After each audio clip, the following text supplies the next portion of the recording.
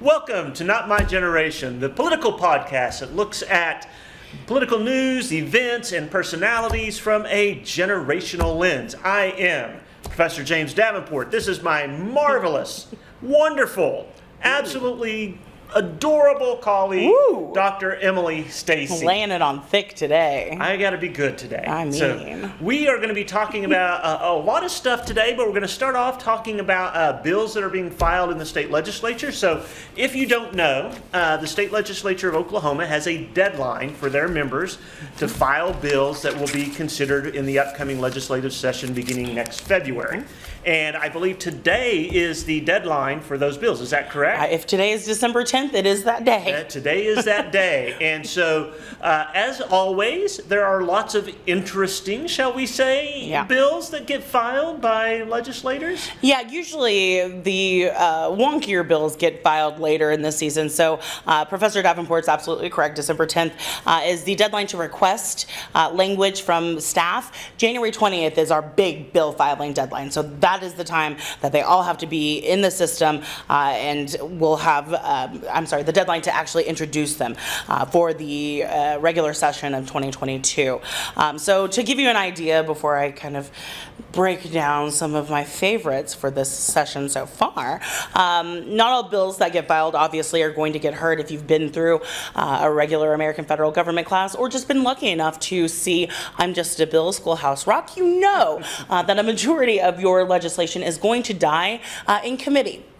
By either one of two, bloody deaths, right? And one, either your bill does not get heard, right? There are so many bills that are assigned to a committee. So take, public safety versus environmental resources in the state of Oklahoma.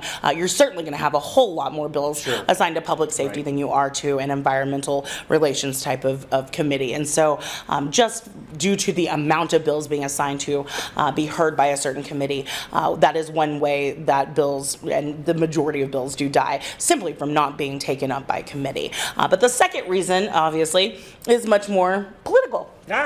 And fun. I'm shocked. No. So the other way your bill can die in committee is if the members do take up, it gets put on agenda, but a majority of the members of that committee vote it down, right? It does not move on in the process. So again, to give you an idea, you've got about 3,000 bills and resolutions that were filed in the lead up to the 2021 session, so the one that began in February of 2021. Only 600 of those. 600 passed and made it to the governor's desk, which is why we call it the sausage-making process, children. It is quite literally a piece of work to get your legislation through, even at the state level, right? I think a lot of folks have the misconception that legislating and getting bills passed through is much easier at the state level than at the national level, simply because we see all of the consternation going on at the national level. But you got that at the state level too, and sometimes it's much more punchy and personal than it is.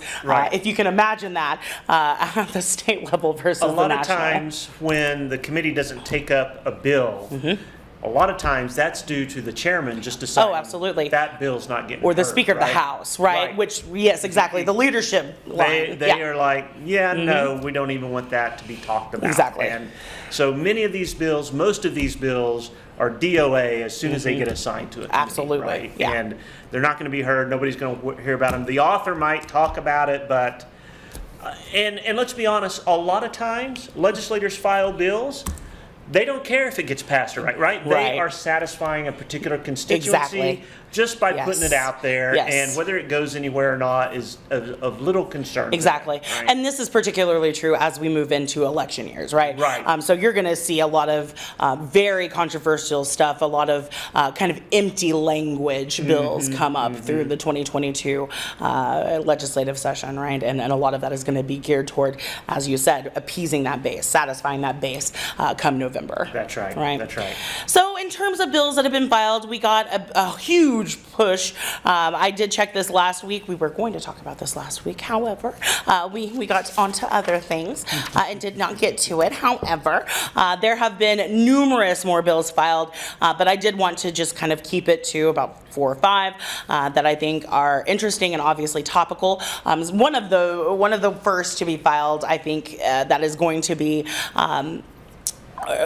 copied, mirrored, and maybe we are mirroring from another state, which is probably likely. It's Senate Bill 1122, and this is being colloquially words referred to as Kyle's Law. Right. Okay. So Kyle, as in Kyle Rittenhouse, who we did discuss in an earlier podcast, obviously.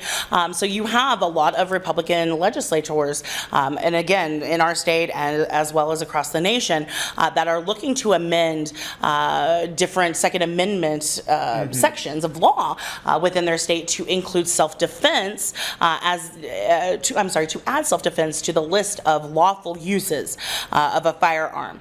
So this would amend our Title 63 of Oklahoma statutes, and so the punishment then for violating this. So again, it simply adds self-defense as one of the reasons why you are able to discharge your firearm lawfully. And again, there's not a whole lot of definition. It is simply self-defense. So punishment for violating is no more than $100 or imprisonment for no more than 3 months. Which seems spurious. So first of all, I thought the whole arrangement regarding either concealed carry or now open carry, the whole arrangement within that legislative structure was the only time you're allowed to draw your weapon is when you are engaged in an act of self-defense. Right. So why do we need to explain this further? Exactly. So right. So you have this privilege, and right. So why do we need it separately? Again, I think this is a perfect example of one of those. I am absolutely taking national headlines. I'm going to slap this kid's name on this bill and reiterate a section of law that already. Would you call this exists. Virtue signaling? Ooh, I'm not sure. That's what this seems like. Absolutely. Right? Yeah, absolutely. Because currently, I know for a fact, within the laws that it created, like I said, open and concealed carry, that's the sole purpose, right? Yeah. You can't, if you pull that gun and you're not engaged in an act of self-defense, you are engaged in brandishing the weapon, which is a violation of the law. Yes, sir. And you can be arrested and fined. Absolutely. And whatnot, right? Yeah. And so, this sounds like what that might do is just change what happens if you the pull violation. it. If you pull it for no other reason than to scare somebody off, exactly, we're not really going to punish you. Right. That doesn't seem like a very bright idea to me. I agree. Yeah, I agree. It adds to the kind of Wild West mentality that I think a lot of folks associate with places like Texas, places like Florida, places like Oklahoma that have these open carry laws. And I'm going to, a couple of things I'm going to say. One is, yes, when they did concealed carry, a lot of criticisms, it's going to be the Wild West, people are going to be shooting each other up in the stores and Walmart and whatnot. Right. When they did concealed carry, it is even worse. That didn't pan out. No. But there was this provision that said, if you just start throwing your weapon around without any justification for doing so, you are the one who gets in trouble with the law. Right. I think we don't want to remove diminish that. Yeah, exactly. Yeah, I wouldn't think so. So, and I'm wondering, we're going to have to investigate that a little bit more and see how that interacts with those other laws. Absolutely. Because, I agree with you. Whenever these bills are filed with staff, part of that staff is a staff attorney. And so I wonder if that attorney was absent, or perhaps the recommendations from those staff attorneys are not always listened to either. So there's, you have the staff attorney who's telling this member of the House that there's already law on the books like this. Why are you duplicating it? But again, but at the end of the day, the legislature can file the bill they want to file, right? And again, the simple fact that it's named Kyle's Law, you're obviously sending out a whistle. You're sending a message out there. You're pulling a basin with that one. So and let's be honest, in Oklahoma, the dog whistle for the Second Amendment's a good dog whistle. I mean, the red meat's going to be there. Absolutely. Absolutely. Doesn't matter for what. Right. Here's one that raised your eyebrow last week, so I'm interested to see, because I used the words union busting, right? So this is House Bill 2980. A Republican, Bill Stearman, has filed this one. This would be a new code of law under Title 70, so that is common law, the common law statute. making it unlawful, and I quote, for a school district to use state funds to pay membership fees or other fees to any entity that is owned, operated, or affiliated with a national entity without prior approval by voters within that district. So I read this as, the National Education Association. I read this as a way for them to try to cut off some of that membership. It could be that. I know there have been some, I think at the state level, some states that have withdrawn from the National School Boards Association over, some of the stuff that was Yeah. going on there. I didn't consider that, yeah. Again, Yeah. for people who keep talking about local control, they sure Yeah. seem to not like it. At all, right? So punishment for the violation of this is loss of 10% of the approved budget and a loss of 10% each year until it is resolved. So That's a now- huge cut for yeah. Common Ed that's already floundering. Now, one thing we need to find out, Yes, and I sir. don't know right off, maybe you do. Again, Maybe yeah, you no. know. For say like the National Education Association, does the school take funds, or does that come out of the teachers' I would think that came out of the- teacher dues, salary. right? Yeah, I would think so. I wouldn't so. think those would be Touch. technically public funds, I right? wouldn't think so either. Well, Um, I don't know. It kind of depends on the definition, though, I right? think the definition is very important there. Yeah, Yes. And, yeah. And listen, I'm a big believer in making sure you know how people are defining things, because if you Absolutely. just assume they're defining it one way, that could put you in a world of hurt, especially in Yeah. politics and Yeah. government, right? So Yeah. that would be interesting to find. So Yeah. we have some homework that We we're going to do. have to do for this legislative session to figure out some of this stuff. And maybe those are in my state and local government. These sound like I know, they're good interesting bills to track. They right? do, yeah, absolutely. Two more. I won't labor the first one. Senate Bill 1100. This is an extension of Governor Kevin Stitt's disallowing birth certificates to be a non-binary this or is the X yeah, designation. Right. So the state of Oklahoma was in a lawsuit with a person who was trying to get a birth certificate from the state. Right. So they already had one. They wanted a new one. I guess they had been transitioned, Yes, right? exactly. And they wanted the thing on the birth, gender or sex to say non-binary, Right. And the state Department of Health settled the lawsuit by allowing them to Absolutely. issue that Right. birth certificate, right? Yes. And then, well, as they say, a lot of people just went nuts and decided that couldn't stand. Yeah. The governor got involved in some way, Yeah. shape, or form. Sent out some pretty unfortunate tweets. And not just the governor. So did, some of the legislative leadership. Absolutely. And such. And so now they're going to try to codify preventing that. Yes. By saying you can't issue this type of birth certificate. So shall not, so again, specifically, that the sex and or gender designation on a birth certificate issued under Oklahoma law shall be either male or female and shall not be non-binary or any symbol representing a non-binary designation, including but not limited to the X. So, And I'm again, there's two things I want to Sure. look at it this from this way. As someone, we both have children. Yes. Right? And so, and all my children's birth certificates say male or female. Right. I'm sure yours probably does too. Absolutely. But that's different than when you're an adult. exactly, yeah. You've decided to transition, right? And you're seeking a birth certificate Yeah. that aligns with your new Yeah. gender identity. Absolutely, right? yeah. It's different. It is, that's absolutely And- different. And I'm not sure what the state's interest in trying to determine Me either. how you identify yourself as a person Right. is Yeah. in that situation. I don't know what vested interest they have. There's no, public safety, no security issues. There's, Sure. I mean, And I know some people would say, well, if you have health issues or something like that, but I'm probably pretty certain Yeah. that you're dealing with doctors who know your situation already. Right. And that's probably not going to be necessarily an issue. I can't imagine. So I thought that one was interesting. And then finally, House Bill 2973. This one is by Republican Representative Olson. So this is a new law that creates the, quote, Parental and Family Rights in Counseling Protection Act. So what this does is exactly what you think it does. Colleague takes a deep breath. It prevents laws, federal or state, in the against the basically the changing efforts in changing conversion efforts. Oh my gosh, I cannot read my own writing. So conversion therapy or gender dysphoria resolution will be null and void in the state of Oklahoma. So again, what they're saying, and let me read the actual bill because it's very, very tiny. It's very, very tiny, my friends.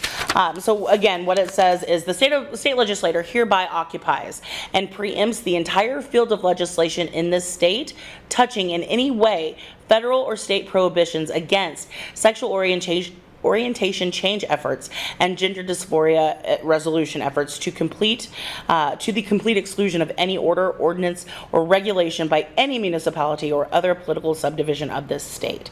So any federal statute, rule, executive order, federal or state judicial order, etc., that would have the effect of prohibiting sexual orientation change efforts, conversion therapy, or gender dysphoria resolution efforts shall be null and void, unenforceable, and of no effect in the state of Oklahoma. Is that even possible? That's if it's a good federal question. prohibition? It's a good question. I think it's a matter of will the federal government have the will to enforce it? Well, right. Right? That's I mean, we fair. see that Yeah. with the marijuana laws, That's right? fair. Still Yeah. legal at the federal level. Yeah. You have all these states legalizing it. The feds aren't doing anything Right. about that. So I think this is one of those Okay. questions. Yeah, that makes sense. But the feds might have depending on who is president Yeah. and what they want to do with that, that they very well could. Very interesting. I tend to be one that says the state needs to not interfere Agree. with how people seek counseling, obtain counseling, Agree. what that counseling does for them, right? I mean, Agree. unless you can show, and I think this is the controversy over conversion therapy, which I'm going to admit I am not an expert in. Sure. This is not my my field of expertise, but the controversy over conversion therapy is it actually causing harm rather than Good. assisting, right? And I exactly. think we need to separate out, what we mean, again, like you said, how you define things. Exactly. What do we mean by harm? Right. And how is that occurring? But unless some type of therapy is actually causing harm, the state needs to stay out of it. Yeah, agree. I think maybe, I don't know that that's what they're trying to say, but it doesn't give that feel. At all. I think it's more like we're not going to, even if we do research and find that this causes harm, we're not going to let anybody regulate it. Right. And that that again. makes no sense to me. Right. So I get you pick some very interesting bills, I usually that's for do. sure. Yes, sir. And I'm wondering, to what extent these are going to get any kind of Traction. Yeah, right? We have seen in the legislature, especially in the Senate, Yes. that they have clamped down on some of the more extreme, if you will. And I call them wackadoodle. I don't like using that word extreme. It gets tossed around a lot. Yeah, it does. But those that are kind of on the edge, Yes. we've seen the Senate kind of clap down on that kind of stuff. The House, not quite as much. Well, yeah. The House of Representatives is just. It's very much like herding cats at all levels. And it reflects the craziness of the public that elected. Yeah, right? that's exactly right. Yeah, really since your research topic, Ralph Shorty, since he left the Senate. I know I was trying to land that dagger, but it didn't go there. Since he left the Senate, right? He was kind of the king of. He had some really. His very first session, I remember we would paraphrase legislation for the tracking company I worked for at the state capitol, and that was the year that he filed the you can't use stem cells in the production of Oklahoma goods, food, beverages, right? and Beverages, stuff, right? A problem that doesn't exist, right? That would be exactly what Davenport says. I love it when legislators try to solve problems that don't exist. At all. How is that ever never a thing? causes problems, right? Not in a state like Oklahoma, it doesn't. It's insane. Yeah. So it will be interesting to see how the legislature handles these. I have a sneaking suspicion that maybe one or two of them might get some traction. Yeah, I agree. It is an election year. Very much so. They're at least going to get some publicity. There was another one I'm surprised you didn't mention, right? There's somebody authored a bill to name a stretch of highway that goes into nowhere, the Yes. Lincoln Riley Highway or Yes, something like 3 that. inches of highway, which obviously, your state legislature is hard at work Man, whenever they are thinking filing of- these. They were working hard for your interests. To be that Oklahoma. petty, yes. Yeah. Well, I did see that, unfortunately. So we're going to monitor this. As Dr. Absolutely. Stacy said, there will be in January another hard deadline to get your language absolutely Yeah. down as what you're going to have. We'll be able to look then. We'll track as we go through the legislative Absolutely. session which of these maybe gets a Yeah. hearing, which doesn't. What's said, and keep you guys up to date. Absolutely. And any other craziness that emerges between now and the end of the legislative session, you can bet we'll be talking Oh, yeah. about it here. Absolutely. But you got some other stuff you wanted to I visit do. about. Well, we got an I interesting. do. You want to start with the poll, or you want to start with? I just want to give you a brief, foreign policy watch really quick. Oh, yes. So I hope most of our adoring viewers know that President Biden had a Zoom call with Vladimir Putin, Russian President Vladimir Putin, earlier this week. And this was, of course, after Biden very famously kind of snubbed him at the G20 and all of that Right, good stuff, right. right? So escalation in terms of their, personal relationship, certainly.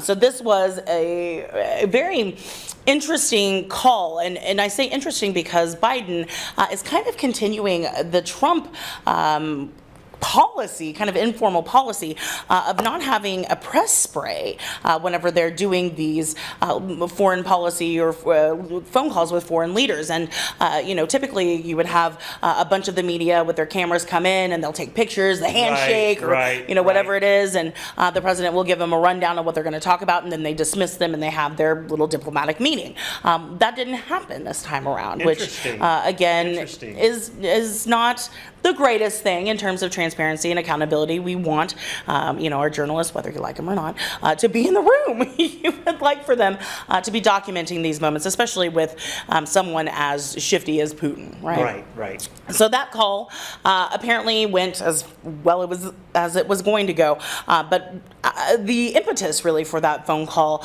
was the creeping advancement of Russian troops on the Ukrainian border. And of course, Ukraine is one of my research pets. I visited Kiev in 2011, so I am very much about it.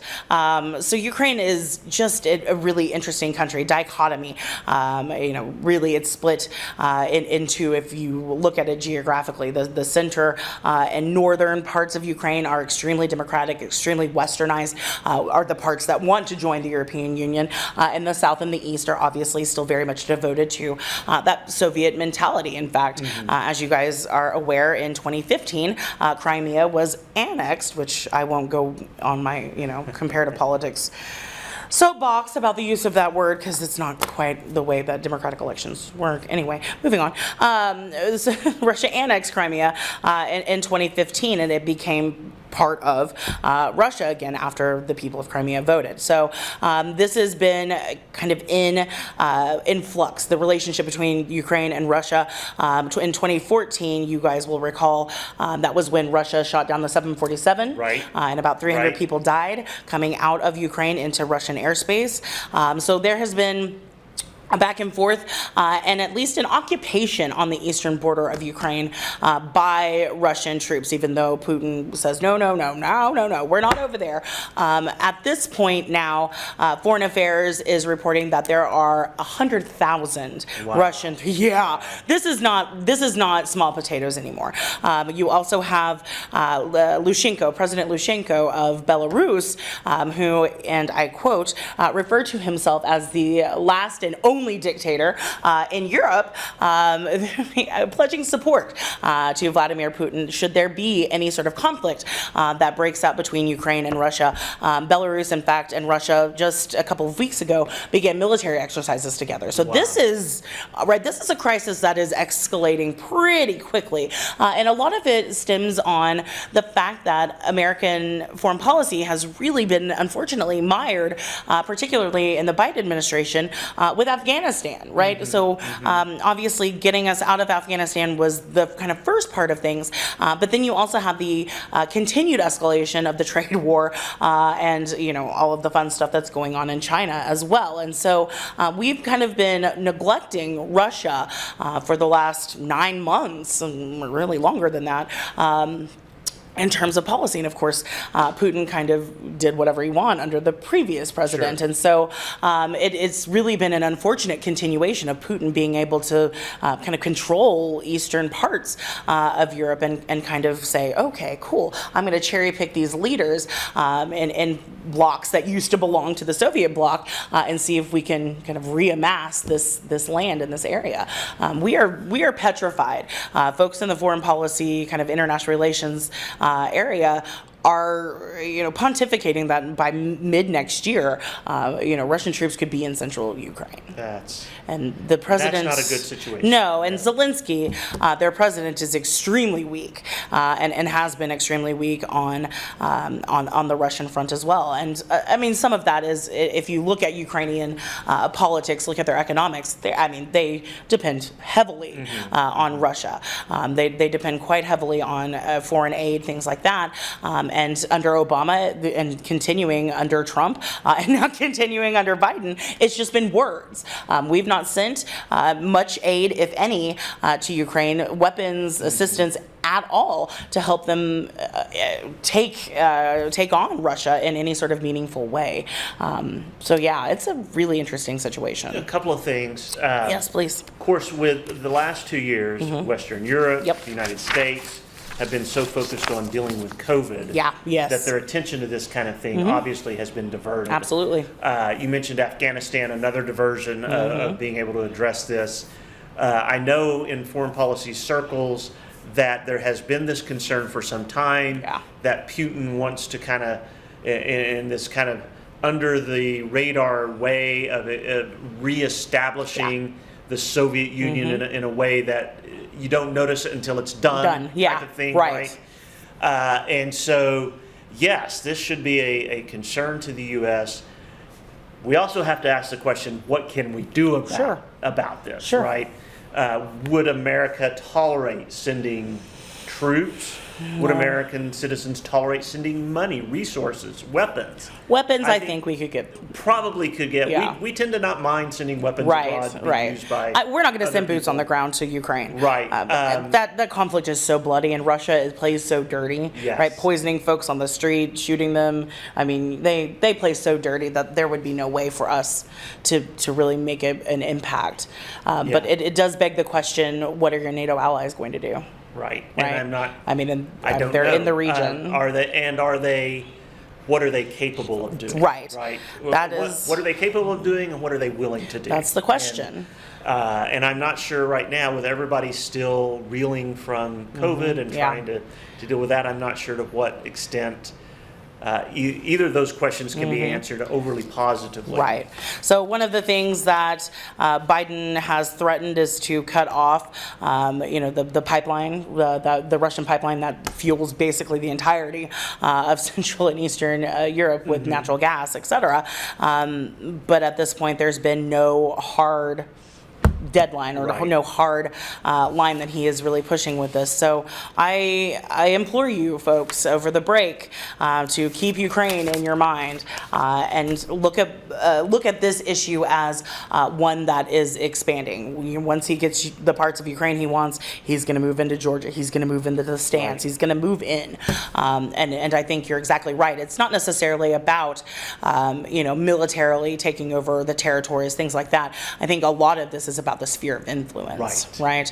Once he gets central Ukraine, I think it's much easier to make that argument to those other countries like Belarus, who are obviously pretty down with the Soviet-style governance. And when they're right on your doorstep, it takes a lot of fortitude to say we're going to push back and we're not going to cave, right?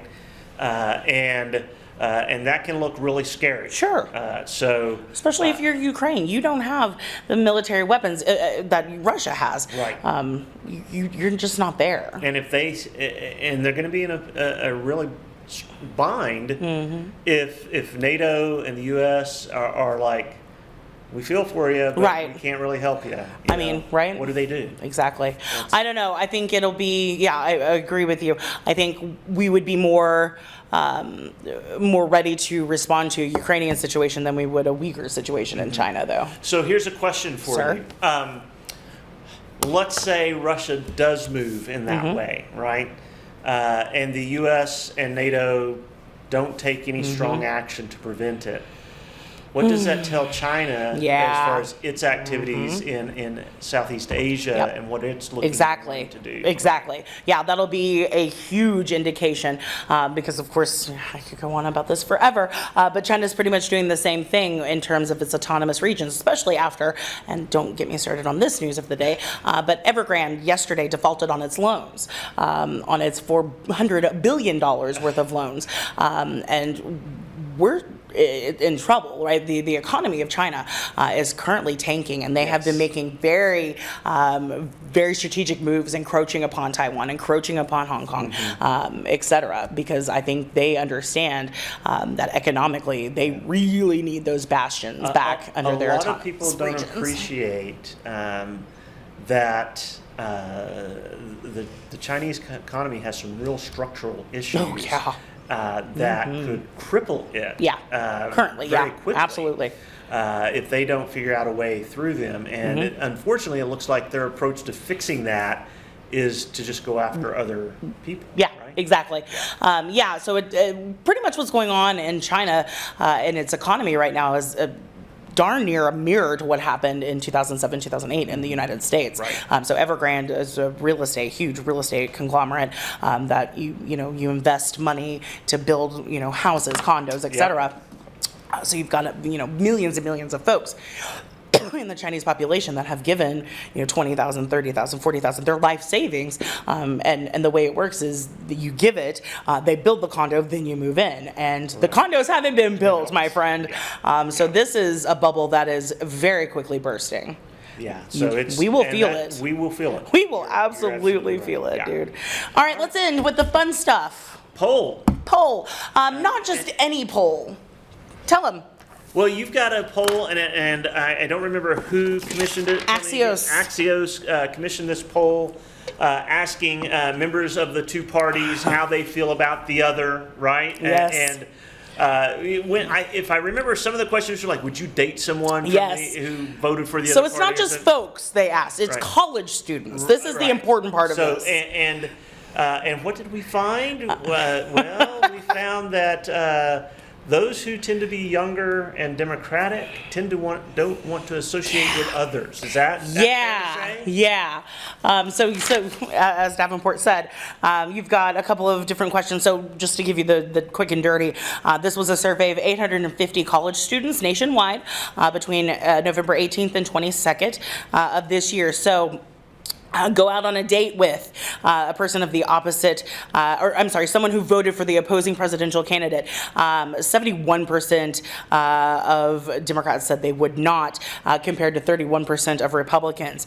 Shop at or support a store that, again, supports that opposing candidate. 41% of Democrats say they would not patronize a company or shop at a store that was amenable to Wow. the opposing side, versus 7% of Republicans. 5% of Republicans, only 5%, said that they would someone from the opposite party, compared to 37% of Democrats. And then 30% of Democrats and 7% of Republicans wouldn't work for someone who voted differently from them. I think this is absolutely indicative of where we are in this country, and it does not bode well for your future, dude. So we're talking about the Gen Z, right? We're talking about the very latest generation, right? Who are coming of age right now. And I don't know if you've noticed this, and I know you have because we have the same person in mind, or we should, whenever I say this. Political purism, right? This is something that I just it just makes me want to, punch things. Political purism, it's a wonderful thing, right? It's a wonderful thing to have your convictions, to have your beliefs, to profess and hold those beliefs, to vote by those beliefs and the way that they take you. However, right, it is just wholly impossible for anyone, no matter, if it's the Bernie Sanders, right, and they all look at Bernie Sanders Right. as the purist of liberalism, right? No politician, if they're getting anything done in their career, is going to come at political issues as solely a purist, right? You've Right. got to be able to move, be flexible to accomplish these things. And this tells me that this younger generation has a huge political purist syndrome that is going to largely get them into trouble. And it does seem like it's the liberals who are going to get caught in this. I mean, who are you going to work for? Right. And I think this is the problem. People don't appreciate all the stuff behind the scenes Oh my gosh. that makes democracy work. Right. Right. And one of those things is we leave politics in the political realm and we do other stuff outside of that, right? And so the whole notion of civil society is we're going to leave that political stuff over there and we're going to work to improve things where we can, and we're going to cooperate with Exactly. people who are going to vote against our political interests somewhere else, Yeah. right? But we're going to join chambers of commerce, Rotary clubs, Exactly. churches, and these kinds of things, because those things help us create that social cohesion, Exactly. that social cooperation, which should bleed over into Yes. the political realm, right? We would think. We get familiar with one another. We work with each other in different environments, and then when we have political disputes, we say, you know what? We can work with each other over Exactly. here. We can figure out how to work with each other over Exactly. here, right? And instead, what's happening is the polarization that is happening in the political realm is bleeding down into every aspect of life. And it's listen, we're political scientists. We love studying this stuff, but you can't politicize every aspect of life and have a can't. healthy society. No, you absolutely can't. It's just, so it brings me back to, last year and the election, right? And then so many of my progressive students absolutely loathe Kamala Harris, right? And it's because she put people into prison as a district attorney Sure. of the state of California. And it's one of those things that just, it's absolute cognitive dissonance for me, right? You're a liberal, you are trying to defeat someone like Donald Trump, who you think is, right, just absolutely abhorrent. And you're going to undercut yourself. Yeah, right? So I just don't this political purism. It's going to get us into a lot of trouble. And I think it's another problem that we're going to see statewide next year with, again, as we've talked about, the state Democratic Party and Joy Hoffmeister, the gift that they are getting that would be able to pull from the other side and the center. This political purism, man, it's going to eat us up. Yeah. On both sides of the and aisle. both sides have it. Yes, In different- absolutely. It may show up in different places, Yeah. but they Yeah. absolutely have it. I mean, I see, Yeah. I've never seen so many Republicans who you would classify as a traditional conservative being called a rhino in Yes. this environment mean. than I have now, right? Yeah.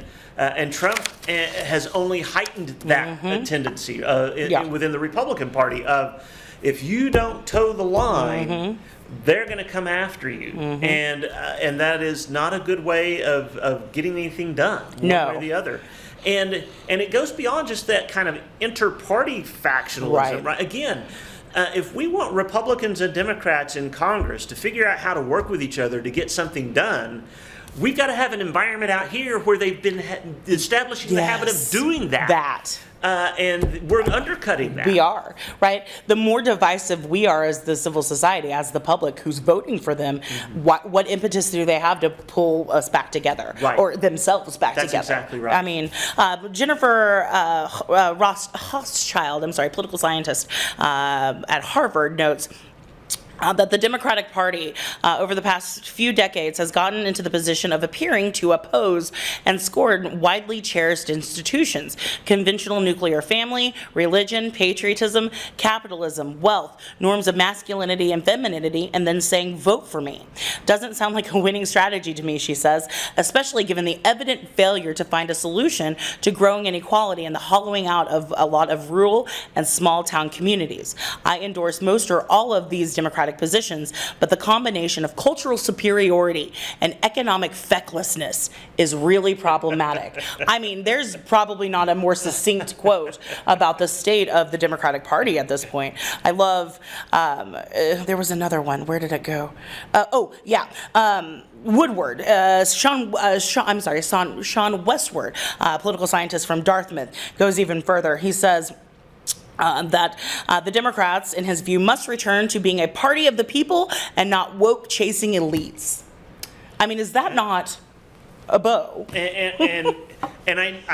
I think this is the trap that the Democrats have put themselves in, especially for the 2022 elections, is Republicans are going to wrap that stuff up all around them and say, this is, and we have, absolutely. I don't believe, and I'm going to go back to something that actually, former Justice Kennedy said in his Obergefell versus Hodges thing, right? When people were saying that same-sex marriage was undermining the institution of marriage, and he said, no, these people want to respect that institution by joining and making the same kind of commitments that their heterosexual peers are able to make, right? And so to say that we have inequality in certain places, whether we're talking economic inequality or social inequality. To say that does not mean that you don't want these institutions to function correctly, right? Right. But the language that's getting used is very easy to interpret that way, right? Yeah, as they describe these issues. Yeah. And so, and there are a lot of people out there that react. When you talk about conservatism, all of us are conservative in some sense or another. Absolutely. There are certain things that we think, yes, we want this stuff to maintain and to stay in the place. And when we see them threatened, we react. Right? Sure. And so I think the Democrats have put themselves in a position because of the language that they've used of having this reaction to saying you're trying to tear down institutions that we think are important to society. And I don't know how they react to getting that message back. Do they double down on what they're doing and say, you have a portion of that wing that absolutely wants to do that? Totally. You have moderates that are like, we've got to slow down here, right? And so who's going to win that fight? But Nancy Pelosi is horrid, right? For being so moderate and centrist, and that's the that's the left wing point of the Democrat Party that and political Congress purism. just want to drag everybody with them, and so it's going to be really, really interesting to see how that plays out. But I think they're onto something there in that two things: how they have framed these issues has put them in a position of being accused of undermining institutions that many people believe are what have made this country successful. Sure. And number two, how they have approached dealing with people who disagree with them, as this poll is revealing. It seems to make it hard for them to back away and start building alliances that would help them move things in their direction. And so, this article kind of touches on that. I'm going to give a Republican quote momentarily. But the article does point this out, right? And a lot of it has been divisive, and a lot of it, unfortunately, can be, the wokeness, unfortunately, can also be, in terms of, your average American, be interpreted as identity politics, right? And that becomes really difficult to overcome if you're trying to rebuild that Big Tent party, right? I'll leave you, and I want to get your reaction to this. So Hacker Jacob Hacker, he's a political scientist from Yale. So he writes that particularly the Republican Party, has become particularly dangerous because it rests on an increasing commitment to and reliance on what we call counter-majoritarianism, the exploitation of the anti-urban and status quo biases of the American political system, which allow an intense minority party with a rural base and mostly negative policy agenda to gain and wield outsized power. Yeah, I've heard that before. I have not decided whether or not I fully agree Okay. with that. I think, listen, the folks who created the Constitution Yeah. were not majoritarians. No, they were not. They did not believe that if you had 51 people and the other side had 49, you could just cram whatever Right. you wanted down the 49's throat. Right. And I think there's value in that. I think there's value in a system that says, look, you should have some type of consensus, broad consensus before you act. Yeah. Having said that, I think there is a case to be made that Republicans sometimes, Democrats too in the Senate especially, have used some of those tools in the Senate that are anti-majoritarian, Oh, the absolutely. filibuster and such, Yes. to be merely obstructionists. Yes, I right? agree. There's something Yes. different between taking a principled stand on a particular issue Yeah. that you think is being handled appropriately, and just trying to block anything that's coming down Right. the pike that you can block. Right. And so I think Yeah, I agree. the discussions of modifying, so with the filibuster especially, there was a period of time in which if you wanted to filibuster, you needed to be prepared to spend hours on the Oh, Senate yeah, floor. yeah, right? absolutely. Today, that's not the case. Green eggs and ham and the Bible were read? Right, yeah. Child, all you don't sorts know. of stuff. And so, You missed the good old days, kids. and so there's been some talk about moving it back to Yeah. that particular situation. Yeah.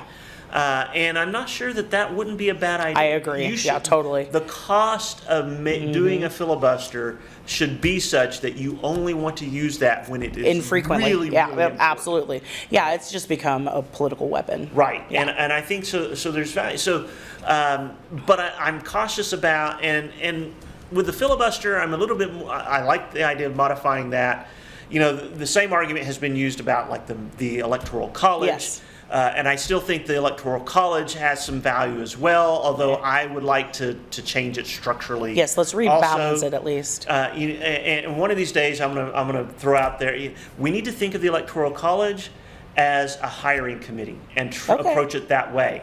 One of these days, I'll throw that idea. And Let's we'll chew run on it government little like bit, a right? business. That's worked No, so well. not so much a business. Listen, kidding, I'm we kidding. at Rose State College use hiring committees. We right? do, I'm So, just teasing. But I think but that's a I good think idea. reimagining how that Yeah. thing could actually serve a Agree, I genuine totally purpose agree. would Yeah. be good. Yeah. But I do think the inclination here to say the majority party or the minority party often acts solely to obstruct Right. and use tools that are available to them to solely obstruct.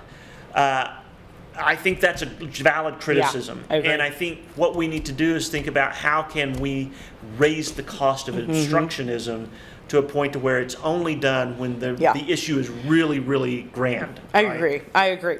Procedural rules, man, Robert's rules, that's the way to really politic, right? To really legislate. Right. If you know those rules, man, you can get away with You know anything. who used to be a thorn in the Senate side was Senator Coburn. Coburn, dude, Because absolutely. He made sure Yes, to he know did. those Yes. rules, and Yeah. he fought with the Senate leadership, whether they were parliamentarians? Republican Oh, or yeah. Democrat. Oh, he yeah. fought with them constantly. I miss Coburn. I miss the Coburn politics. I really honestly do. I would have probably never voted for him. However, right, but he joined. he got his with- stuff done when with President Obama. was I in know. the Senate. He worked I with him know. a little bit. He was right? very So- bipartisan. Yeah, I did. I enjoyed Tom Coburn a lot. So I think the bottom line here is you need to think about when do your politics need to influence your other decisions in other Yeah. areas of your life, and when do other areas of your life really need to influence your politics. Yeah, I agree. And I think we are better off most of the time when that latter part happens, when Yeah. other areas of our lives impact our politics Yeah. than when our politics impact us. I agree. It just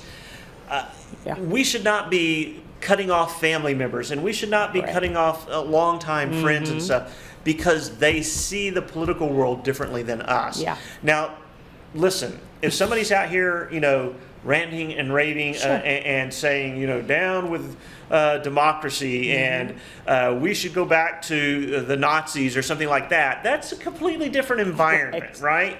Right. But when we're just talking about political Yeah. disputes, The founding fathers built our system on consensus, as you said before, and very foolishly thought that we would be able to continue to be grown people and come together and with our differences and find that consensus. And I really hope that in some time in my generation, we can do that again. they never anticipated two national parties Yeah. like we have, Yeah.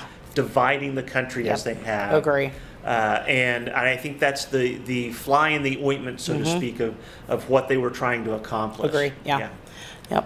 All right. Good conversation. Lots Amen. going Yes. on. And you guys, we appreciate you sticking with us. And we will be back probably after Oh, the yes. holiday Next break. year. We will That's see you right. next year, my friends. And there will be lots more to talk about. Oh, my gosh. Yes. So thanks for being here. If you want to contact us, give us suggestions for topics to discuss, comments, criticisms, compliments, you can reach us at. Not my generation at raider.rose.edu. We'll see you next time.